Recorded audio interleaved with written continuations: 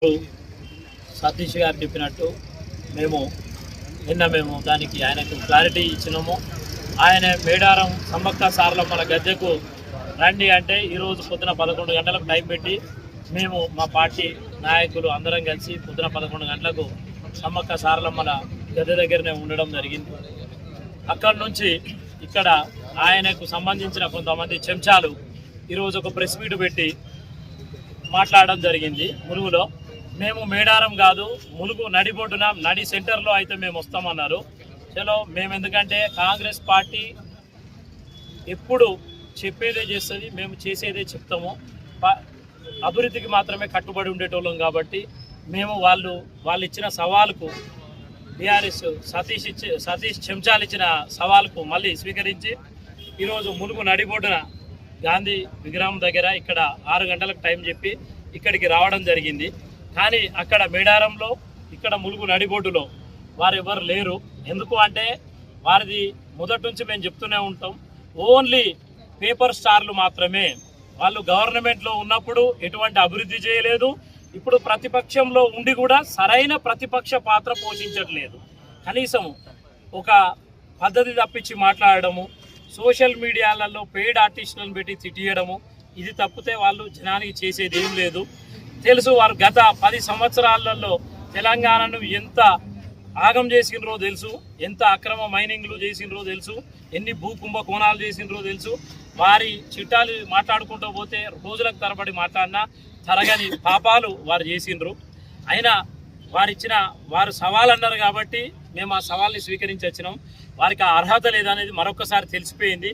ఎందుకంటే ఈరోజు మాట్లాడిన సతీష్ రెడ్డి చెంచాలకు మరొకసారి చెప్తాను, మీరు మాట్లాడేటప్పుడు నోరు అదుపులో పెట్టుకొని మాట్లాడండి. ఇవాళ ఒక సోదరి మాట్లాడింది, మా సోదరికి చెప్తున్నాం మేము, అమ్మ నువ్వు బచ్చా గిచ్చా అని పేర్లు పెట్టి లేదంటే నోటికి ఎంత వచ్చినట్టు అంత మాట్లాడితే కరెక్ట్ కాదమ్మా.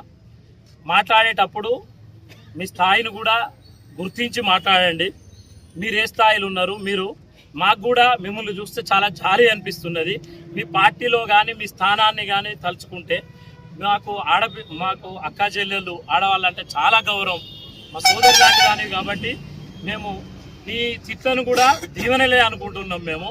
కానీ మాకైతే నీ పరిస్థితి మీద చాలా జాలి పుడుతుందమ్మా. ఎందుకంటే నీ మానసిక పరిస్థితి బాగాలేదేమో అనిపిస్తుంది. ఎందుకంటే నీ అగ్రెసివ్నెస్, నీ ఊగడము, నువ్వు కొంచెం మానసికంగా బాగాలేవేమో. మా సోదరి ఆరోగ్యంగా ఉండి భవిష్యత్తులో రాజకీయంగా మంచిగా ఉండాలని కోరుకుంటాను. ఇంకొక మాట ఏంటంటే ఈ గుంటూరు సతీష్కు ఒకటే చెప్తున్నాం మేము, చాతగాని అవాకులు చెవాకులు పేలితే నేను చెప్తున్నా, మా కాంగ్రెస్ పార్టీ ఒక్క కార్యకర్త జోలికి వచ్చినా కానీ బిడ్డ మిమ్మల్ని తరిమి కొడతామని చెప్తున్నాం మేము. మళ్ళీ ఒక నాయకుడు కాదు, కార్యకర్త జోలికి వచ్చినా కానీ ఇవాళ ఏదో బెదిరిస్తున్నారు, రేపు భవిష్యత్తులో ఇది చేస్తాము, భవిష్యత్తులో అది చేస్తాము, మేము వాళ్ళని తొక్కుతాము వీళ్ళని తొక్కుతాము కాదు. మీరు భవిష్యత్తు మాట్లాడుతున్నారు, మేము స్టిల్ గవర్నమెంట్ నుండి మాట్లాడుతున్నాము. అయినా మేము తొక్కాలంటే తొక్కలేమా మిమ్మల్ని? కాకపోతే కాంగ్రెస్ పార్టీలో నిబద్ధత కలిగిన కార్యకర్తలు ఉంటారు, మాకు ఒక సంస్కారం అనేది ఉంటుంది కాబట్టి తొందరపడి మాట్లాడతలేము. మీ లెక్క మేము తొక్కుతాము, మేము రేపు వస్తాము ఎల్లుండి వస్తాం కాదు. స్టిల్ మేము ఇప్పుడు ఉన్నాము, రేపు ఉంటాము. కానీ మీలాగా మేము చిల్లర మాటలు మాట్లాడము, ప్రజలకు అందుబాటులో ఉంటాము, మరింత ఎక్కువ సర్వీస్ ఇస్తాము, ఎక్కువ సేవలు అందిస్తాము, ప్రజలతో మమేకమై పనిచేస్తాము. ఇంకా మాది ఒకప్పుడు వెనుకబడ్డ కాన్స్టిట్యున్సీ, ఈరోజు కాదు, కొన్ని 100 కోట్ల రూపాయల వర్కులు నడుస్తున్నాయి, ఇంకా ఎక్కువ నిధులు తీసుకొస్తాం.